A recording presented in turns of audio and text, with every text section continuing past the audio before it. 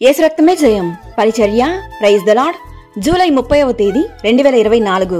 ఈరోజు దేవుని వాక్యము, నీతిమంతునికి ఏ ఆపదయు సంభవింపదు, భక్తిహీనులు కీడుతో నిండియుందురు. సామెతలు 12వ అధ్యాయం 21వ వాక్యము.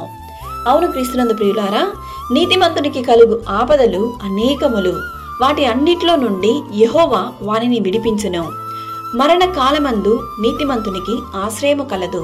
ఆయన తన రెక్కలతో నిన్ను కప్పును. ఆయన రెక్కల క్రింద నీకు ఆశ్రయము కలుగును. ఆయన సత్యము కేడమును డాలునై ఉన్నది. నీ భారము యెహోవా మీద మోపము. ఆయనే నిన్ను ఆదుకొనును. నీతిమంతులను ఆయన ఎన్నడూను కదలనీయడు. నీతిమంతుని కష్టార్జితము జీవదాయకము. భక్తిహీనుడికి కలుగు వచ్చుబడి పాపము పుట్టించును.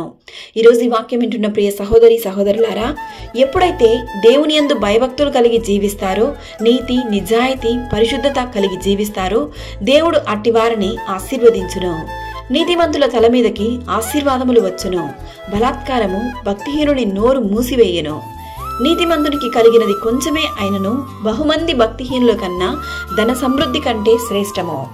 ఈరోజు ఈ వాక్యం వింటున్న నీవు కూడా నీతిమంతునిగా జీవించినట్లయితే ఏ ఆపదయు ఏ అపాయమును నీకు సంభవింపదు. భక్తిహీనుల వలె ఉండినట్లయితే నీవు కీడుతో కూరుకుపోయి పాపపు జీవితంలో జీవించదవు.